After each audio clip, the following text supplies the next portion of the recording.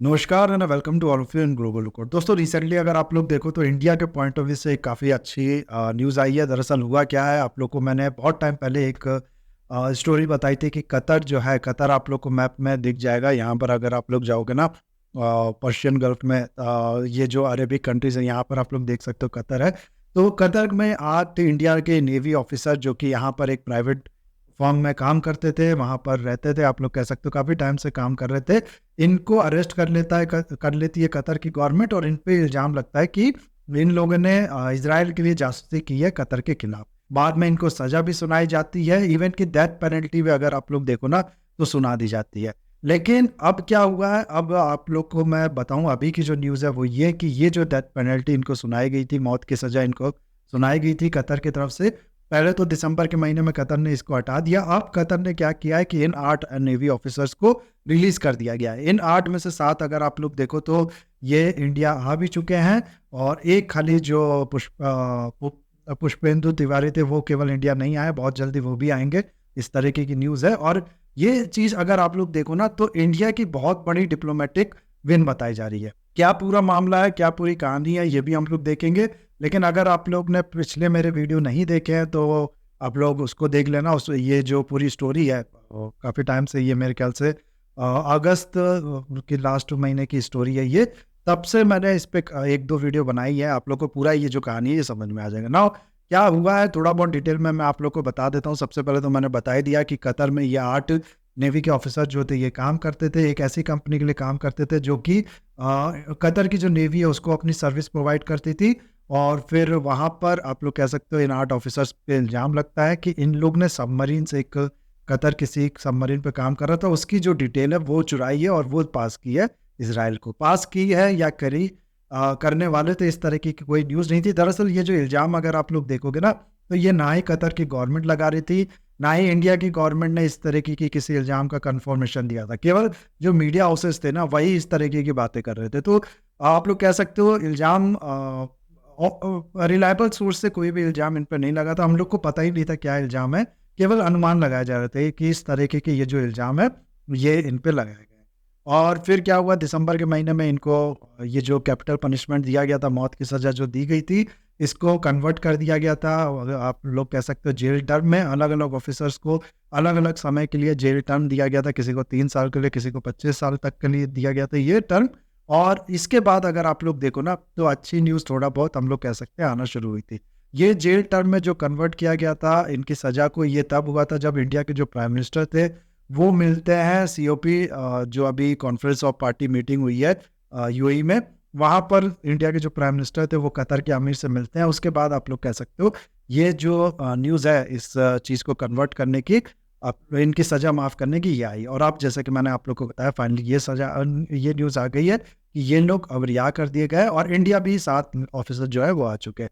India आते ही इनने India की गवर्नमेंट कह लो आप लोग, और फिर हमारे जो प्राइम मिनिस्टर हैं मोदी जी, उनके बारे में कह लो काफ़ी ज़्यादा इन लोग ने तारीफ़ की है। इन लोगों का कहना है कि बिना मोदी के इंटरफेरेंस के ये चीज़ मुमकिन नहीं था, और इस तरीके की ये बातें करते हैं। वाक़ई में जो ये हैं, जो ऑफ़िसर्स हैं जो इंडिया में आए हैं और चाहे इनकी फैमिलीज़ है, वो अगर आप लोग देखोगे तो काफ़ी ज़्यादा रिलैक्स महसूस कर रहे हैं। काफ़ी बड़ी हँसी थी उनके चेहरे पे, और बनता भी है। देखो 18 महीने आप कहीं पर जाओ काम करने के लिए और फिर वहाँ पर आपको अरेस्ट कर लिया जाता है। 18 महीने जेल में आप रहते हो, आपको पता नहीं होता आपके साथ आने वाले टाइम में क्या होने वाला है, आपको ज़िंदा छोड़ा भी जाएगा कि नहीं, और उसके बाद फिर आप रिहा कर जाओ, अपने फैमिली से आके मिलो तो खुशी तो होगी।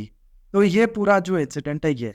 नाउ इसमें अगर आप लोग देखो ना तो 2 चीज़ निकल के सामने आ रही थी। एक थ्योरी अगर मैं आप लोग को बताऊँ, ये जो पूरा इंसिडेंट है ये क्यों हुआ, इसके बारे में अगर आप लोग देखो तो शुरुआत में ही एक बात की जा रही थी कि जो पाकिस्तान है, आप लोग को पता होगा कि फीफा वर्ल्ड कप अभी हाल में कतर ने होस्ट, तो कतर ने ये फीफा वर्ल्ड कप होस्ट करने के लिए पाकिस्तान की जो सिक्योरिटी फोर्सेस है उनसे आप लोग कह सकते हो मदद मांगी थी। उसने यहाँ पर प्रोटेक्शन वगैरह जो है वो दी थी इस टूर्नामेंट में। तो कहा ये जा रहा था कि पाकिस्तान की आईएसआई, पाकिस्तान की आर्मी वगैरह जो है वो इन्वॉल्व थी कतर में, और उसी टाइम पे ये न्यूज़ भी आई थी। तो कुछ इन लोगों की बदमाशी है, कुछ आप लोग कह सकते हो इस तरीके की बातें की जा रही थी। लेकिन मुझे नहीं लगता इसमें कोई दम है, कुछ इस तरीके का हुआ होगा। मैं पूरी तरीके से नकार तो नहीं सकता, हो भी सकता है ऐसा हुआ होगा। लेकिन अगर आप लोग देखो ना तो अभी मैं आप लोग को बताऊँ तो एक नई थ्योरी आप लोग कह सकते हो, थ्योरी नहीं कहूँगा मैं, एक नया तरीके का पोस्ट, नया तरीके का जो न्यूज़ आर्टिकल है वो अगर आप लोग देखो तो आप लोग को देखने को मिल जाएगा। दरअसल हुआ क्या है, अभी मैं आप लोग को बताऊँ तो 1 हफ्ते पहले ही इंडिया ने कतर के साथ एक डील साइन किया है और इसको अगर आप लोग देखो ना तो ऐसा कहा जा रहा है कि अब तक का सबसे बड़ा नेचुरल गैस का डील है। पूरी कहानी मैं आप लोग को बताता हूँ डिटेल में। उससे पहले थोड़ा आप लोग को बैकग्राउंड देखना पड़ेगा। अगर आप लोग इंडिया का जो नेचुरल गैस है, नेचुरल गैस का अगर हम लोग एक्सपोर्ट देखें तो सॉरी इंपोर्ट देखें तो इंडिया सबसे ज़्यादा इंपोर्ट जो है ना नेचुरल गैस का, वो करता है कतर से। अपना टोटल इंपोर्ट का 50% अकेला इंडिया जो है वो कतर से करता है। एक चीज़ ये है, ये आप लोग को पता होना चाहिए। दूसरा, अगर आप लोग देखो ना तो इंडिया आप लोग को पता होगा कि बहुत तेज़ी से डेवलप कर रहा है। बहुत तेज़ी से जब कोई कंट्री डेवलप करती है या कोई भी कंट्री डेवलप करती है तो उसकी सबसे ज़्यादा इम्पोर्टेंट जो नीड होती है वो होती है एनर्जी। उसको एनर्जी चाहिए, ज़ाहिर-सी बात है बिजली होगी तभी फैक्ट्रीज़ वगैरह रन करेंगी, कहीं पर काम-वाम होगा, तो एनर्जी उसको चाहिए होती है ना? तो इंडिया की जो डेवलपमेंट है वो देखते हुए ऐसा बताया जाता है कि इंडिया की जो एनर्जी डिमांड है ना, अगले आने वाले सालों में, अगले आने वाले डिकेड्स में आप लोग कह सकते हैं ये बहुत ही तेज़ी से बढ़ने वाली है। तो ये एक चीज़ हो गई। अब तीसरी चीज़ आप लोग देखो, ये जो एनर्जी की डिमांड बढ़ने वाली है ना, इसमें भी अगर आप लोग देखो जो एनर्जी की डिमांड बढ़ेगी तो आप लोग इतना तो समझ ही पा रहे होंगे कि ज़ाहिर-सी बात है इंडिया जो नेचुरल गैस से भी एनर्जी प्रोड्यूस करता है, उसकी भी डिमांड बढ़ेगी। यानी कि नेचुरल गैस से भी इंडिया ज़्यादा एनर्जी प्रोड्यूस करेगा। जितना शेयर है नेचुरल गैस का टोटल एनर्जी का मिक्स जो इंडिया यूज़ करता है, अगर उतना भी मेंटेन करके रखता है तब भी एनर्जी की डिमांड बढ़ेगी। इसलिए वो जो वैल्यू के टर्म्स में है वो भी नेचुरल गैस की इंडिया को रिक्वायरमेंट बढ़ेगी। लेकिन उसके बाद भी आप लोग देखो तीसरा पॉइंट, इंडिया जो है ना वो अभी अपना जो टोटल उसका एनर्जी का सोर्स है, आप लोग कह सकते हो कोल हो गया, फ्यूल्स वगैरह हो गया, पेट्रोलियम वगैरह हो गया, ये इन सब चीज़ों का पूरा जो बास्केट है ना उसमें से अगर आप लोग देखो तो टोटल जो इंडिया है ना वो 6.2% की एनर्जी जो है वो जनरेट करता है नेचुरल गैस से। अब इंडिया की जो गवर्नमेंट है उसका टारगेट है कि ये जो 6.2% है ना, इसको हम लोग को 2030 तक 15% कर देना, यानी कि 2030 तक हम लोग जितना भी एनर्जी कंज्यूम करेंगे उसका 15% हम लोग अपना जनरेट करेंगे, आप लोग कह सकते हो नेचुरल गैस से। नेचुरल गैस से इतनी एनर्जी आनी चाहिए 15% की, जितना भी हम लोग 2030 तक इस्तेमाल करेंगे। इससे भी आप लोग को समझ में आ रहा होगा कि इंडिया की जो डिमांड है वो कितनी ज़्यादा स्काई रॉकेट करने वाली है। एक तो हम लोग की ऑलरेडी एनर्जी की डिमांड बढ़ रही है और डेवलप कर रही है कंट्री, तो ज़ाहिर सी बात है एनर्जी की डिमांड बढ़ेगी और उसके अलावा भी जो नेचुरल गैस का शेयर है वो इंडिया का एम है कि हमें बहुत तेज़ी से बढ़ाना है। तो ये 2 चीज़ देख के हम लोग समझ पा रहे हैं कि कितना ज़्यादा इंडिया को नेचुरल गैस की जो रिक्वायरमेंट है वो लगने वाली है आने वाले सालों में। मल्टी मिलियन आप लोग कह सकते हो जो टन्स है वो इंडिया को इंपोर्ट करना पड़ेगा इन सब चीज़ों के लिए, क्योंकि इंडिया के पास उतना ज़्यादा रिजर्व है नहीं। नाउ यहाँ पर आप लोग देखो, जैसा कि मैंने आप लोग को बताया कतर पे इंडिया बहुत ज़्यादा डिपेंडेंट है, अपनी इंपोर्ट का 50% जो है वो कतर से इंडिया इंपोर्ट करता है। लेकिन कतर और इंडिया के रिलेशन में 2 चीज़ बहुत इंपॉर्टेंट है। एक तो ये कि इंडिया जो है वो इज़राइल का बहुत अच्छा दोस्त है और कतर उन कंट्रीज़ में से है जो अभी भी इज़राइल को आप लोग कह सकते हो हेट करता है। अभी भी आप लोग देखो ना तो कतर के साथ कोई भी अकॉर्ड जो है वो साइन नहीं हुआ है, जैसे कि यूएई वगैरह हो गई, इनके साथ अब्राहम अकॉर्ड साइन हुआ है ना इज़राइल का।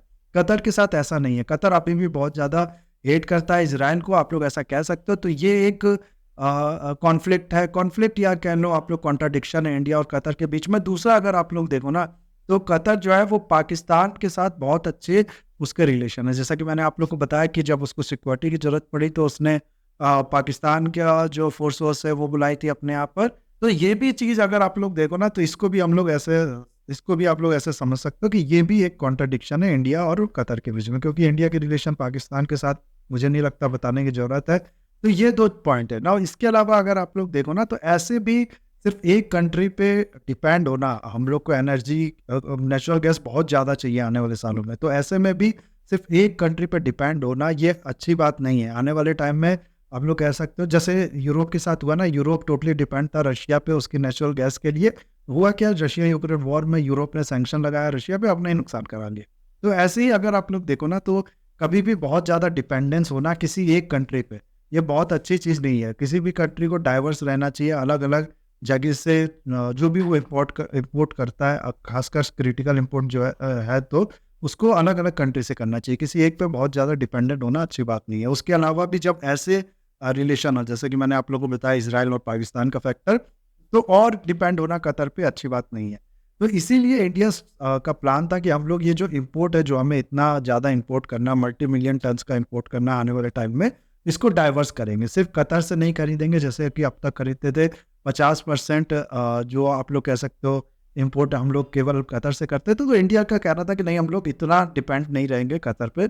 ऐसा कभी कहा नहीं गया न्यूज़ में, आप लोग कह सकते हो ऐसा कन्वे नहीं किया किसी पे भी। लेकिन अगर आप लोग देखो ना, तो इंडिया और कतर का इस समय ऑलरेडी एक एग्रीमेंट था, जिसके अंदर इंडिया जो है हर साल 8.5 मिलियन टन का जो नेचुरल गैस है वो कतर से खरीदता है। और ये जो एग्रीमेंट है, ये 2028 में आप लोग कह सकते हो एक्सपायर होने वाला है। और इसको अगर रिन्यू करना था तो अभी 2023 में ये रिन्यू किया जाने वाला था। लेकिन इससे पहले इंडिया ने काफ़ी शिकायत की कतर से कि आपकी ये जो प्राइसिंग मैकेनिज़्म है, इसमें थोड़ा सुधार करना पड़ेगा, या फिर 1-2 सवाल जो है ना, इंडिया ने इसका एग्रीमेंट जो है इस पे उठाए थे। और तो इससे आप लोग अंदाज़ा लगा सकते हो कि थोड़ा बहुत इंडिया जो है ना वो नकारात्मक दिखा रहा था कि इस एग्रीमेंट को रिन्यू करने के लिए। और इसके अलावा अगर आप लोग देखो तो मोज़ाम्बिक एक कंट्री, अफ्रीकन कंट्री से साउथ अफ्रीका की कंट्री है, यहाँ पर आप लोग मैप में देख सकते हो। यहाँ पर एक ऑयल फील्ड है, नाप ही यहाँ पर आप लोग को स्क्रीन पे देखने को मिल जाएगा। और इसमें अगर आप लोग देखो ना, तो इंडिया के 30% स्टेक है। और ये जो ऑयल फील्ड है, ये आप लोग कह सकते हो पिछले थोड़े टाइम से बंद पड़ गया था। क्यों बंद पड़ गया था? क्योंकि यहाँ पर टेररिस्ट अटैक हुए थे एक बहुत बड़ा, जिसके बाद ये जो ऑयल फील्ड है इसमें कोई भी काम नहीं चल रहा था। तो यहाँ से भी जो एक्सट्रैक्शन, जो भी इम्पोर्ट करने का इंडिया सोचता था, वो भी पॉसिबल नहीं था। लेकिन अभी क्या हुआ है कि ये जो खतरा ये टला है और दोबारा ये जो फील्ड है इसमें काम शुरू हुआ है। लास्ट ईयर मैं आप लोग को बताऊँ तो अप्रैल में एस जयशंकर साहब जो थे, ये गए भी थे मोज़ाम्बिक, और इसी से रिलेटेड जो बातचीत है वो की होगी इनने। और इसको लेके इंडिया में अगर आप लोग देखो ना, तो बहुत ज़्यादा खुशी जो है वो भी मनाया जा रहा था। ऐसा बताया जा रहा था कि ये जो ऑयल फील्ड है ये गेम चेंजर होगा इंडिया के लिए, इस तरीके की बातें की जा रही थी। तो इंडिया यहाँ पर आप लोग देख सकते हो कि मोज़ाम्बिक की तरफ अपना इंटरेस्ट दिखा रहा था। उसके अलावा अगर आप लोग देखो ना, तो यूएई की जो Abu Dhabi gas liquefied corporation limited है, उसके साथ भी इंडिया ने एक डील साइन किया, जिसके अंदर 1.2 मिलियन टन जो गैस है वो इंडिया खरीदेगा यूएई से। और उसके अलावा फिर वेनेजुएला हो गया और बाकी कंट्रीज होगी, इधर उधर आप लोग कह सकते हो इंडिया जो है वो डाइवर्स कर रहा था, वो बाकी कंट्रीज से ही अपना जो इम्पोर्ट है वो करने की कोशिश कर रहा था। लेकिन इससे नुकसान होता, जाहिर सी बात है, कतर से इंडिया खरीदता था, लेकिन अब ये खरीदना कम कर देगा, तो जाहिर सी बात है नुकसान जो है वो होगा इसमें। और जियो पॉलिटिकल गेम जो होती है ना, देखो वो बिल्कुल रूथलेस होती है। उसकी कभी कभार ये गेम इतनी ज़्यादा रूथलेस हो जाती है ना कि नहीं परवाह किसी को कितने लोग मर रहे हैं, या आप लोग कह सकते हो किसका कितना नुकसान हो रहा है, इससे कंट्रीज को मतलब नहीं रहता दूसरों को, अक्सर ऐसा होता है। खैर यहाँ पर तो मरने वाली बात भी नहीं थी, आप बिजनेस डील की बात चल रही है। तो हुआ क्या ना कि ये डील जो है ये रिन्यू होते हुए दिख नहीं रही थी कतर को। इसीलिए बहुत से एक्सपर्ट्स, बहुत से आप लोग देखोगे तो जो लोग हैं जो इस पूरे मुद्दे से में जानकारी रखते हैं, उनका ये कहना था कि कतर ने ये जो पूरा केस है ये फैब्रिकेट किया है, कि ये जो इंडियन नेवी ऑफिसर है ये जासूसी कर रहे थे, कतर के खिलाफ आप लोग कह सकते हो काम कर रहे थे, और इनको अरेस्ट किया गया इंडिया पे प्रेशर बनाने के लिए। अब इसमें क्या सही है क्या गलत, ये तो मैं आप पे छोड़ूंगा। आपको क्या लगता है, ये कहानी सही है कि नहीं, मेरे को बताइए।